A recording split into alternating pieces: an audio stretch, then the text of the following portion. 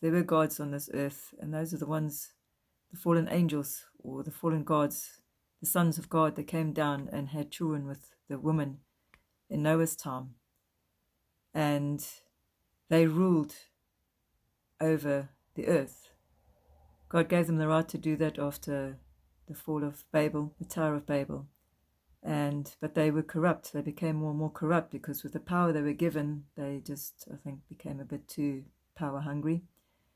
And they were the ones that introduced the human beings to all these things of traveling and using wormholes.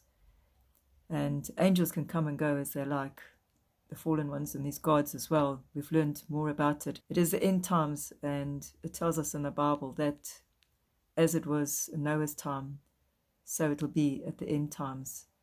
And in Noah's time, these sons of God, which are the fallen angels, they came and they interfered with God's creation, and that's why God had to stop them, and they had the flood, because they were creating beings, the Nephilim, that were really evil, and they were called the giants, and they're renowned in those days. But what they did to humankind became just so bad that God had to just destroy them.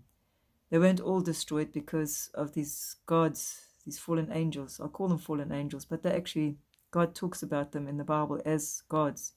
And he says they will be punished like men. He will punish them at the end.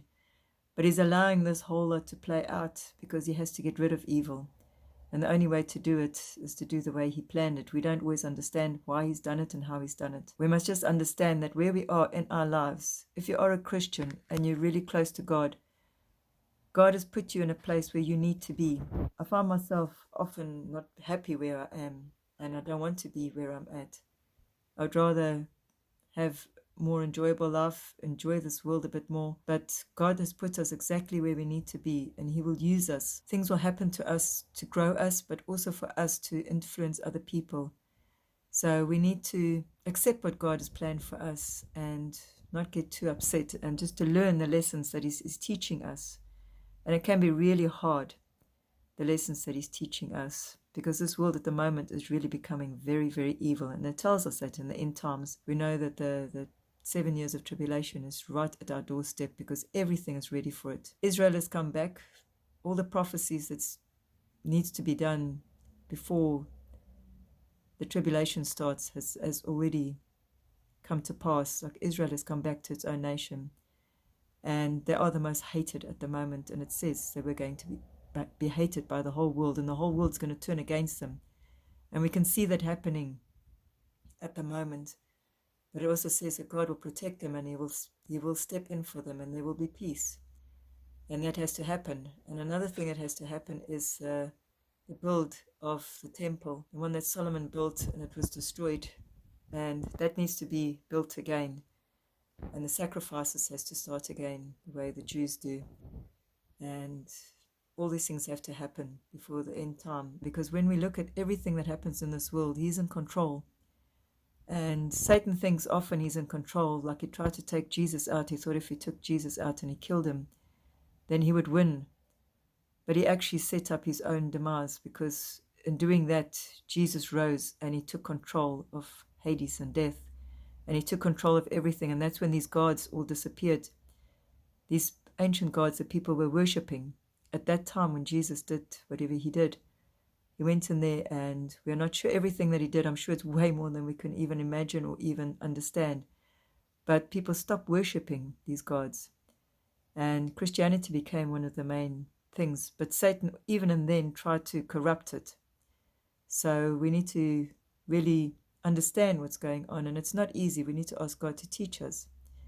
But CERN is trying to find things, and they're doing experiments, and they're trying to, well, they say they're trying to create their own portals where they can send things through. They're trying to open these things, and they will get introduced to the fallen angels on the other side, because that is who God will only allow them to be introduced, because God's angels are there to help us, and they're messengers. They're not there to teach us anything and to do things with us. As we see in the time of when these gods came down, and the sons of God came down, they taught man a lot of things that they should not have known. And they made them evil, and they taught them war and weaponry and all those kind of things. And Enoch writes about it. All those civilizations in that time back, when the Jews were there, they were all gone, except for the Jews. The Jews have survived. No matter how many people have tried to kill them and how many of these rulers came up against the Jews, they couldn't get rid of them. The Jews are still there, and they're multiplying, and they are thriving at the moment. Even within the war that they're going through, they are doing very well. And God is there to protect them. And they have to go through things because they need to turn to Jesus themselves. But if we look at Revelation, the temple needs to be built, and all those things need to happen. And then right at the end, God has got his 144,000 from the 12 tribes that he will send out into the world, and his 2 witnesses. We cannot believe everything we see and hear, but ask God for the truth and to teach you the truth and to show you the truth. Learn more about science, that whatever they teach you in school is just not the truth.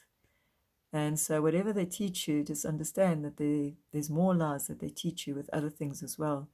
So don't believe everything you hear from school, from education, from the higher ups. Because the people that are in control in this world at the moment are not from God. They're from Satan. And he's ruling this world because he's the prince of this world.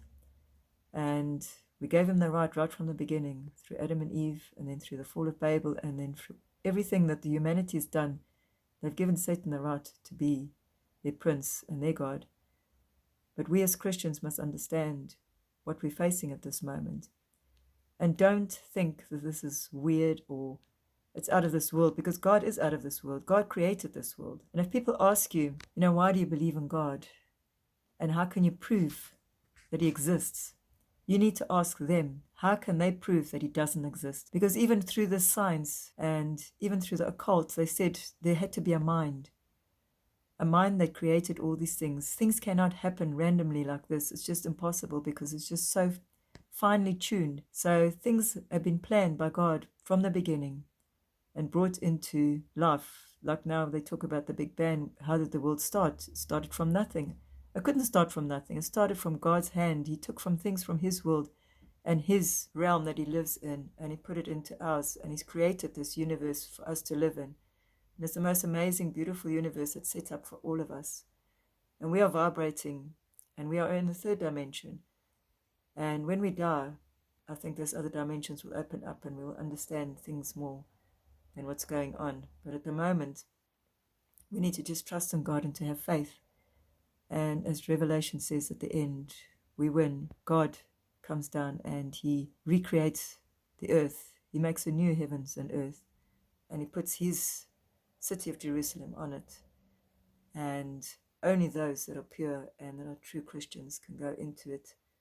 And the fact that it says that only those can enter it, it makes me believe that something else exists outside of it as well. There's a lot of mysteries that we don't understand. But what we need to do is just to trust in God at the moment and know that he's got plans for us.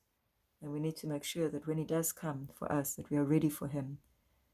And he's not telling us what time it can happen. Tomorrow it can happen in 10 years. And I know Satan's got plans. He's got his agendas. His agenda 2030. He had his agenda 2020, which came to fruition. Everything happened that they planned in that agenda. And now he has his agenda for 2030. We saw some of that in the ceremony of the Olympics, what that agenda is. If you watch that, and you can see what they've planned for the future, because they did that with the introduction, the ceremony with the last Olympics as well.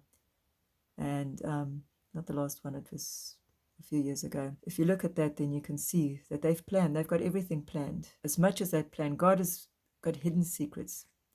And it's in the Bible, and normally once it's happened, we understand it. Then the truth of it is revealed. There's still a few things we don't understand that's coming and that's going to happen, because he cannot tell us straight out what's going to happen, because then Satan will know. If Satan knew that Jesus was God's son and that he came to die for us, he wouldn't have killed him. He would have done something else, most probably, because he wouldn't have given him that power. Because Jesus had to die on the cross, and he had to go through what he went through so that he could take all our sins away from us. Jesus came to save us, and Satan thought he was getting rid of Jesus because he thought Jesus was just a mere man. He didn't really realize. And there are many secrets in the Bible that's hidden. And once they happen, we will understand them. Have faith in God and don't believe everything that you're taught and told by this world. Remember that people will try and control you. And don't be controlled. Just let God be your God and have faith in him, because he has got the whole world in his hand. And the beginning and the end has already been written. There's not much we can do to change it, but just to stand by God and to be taken by him when it's our time to go.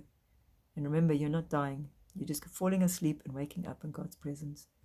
So that's the most exciting thing about everything.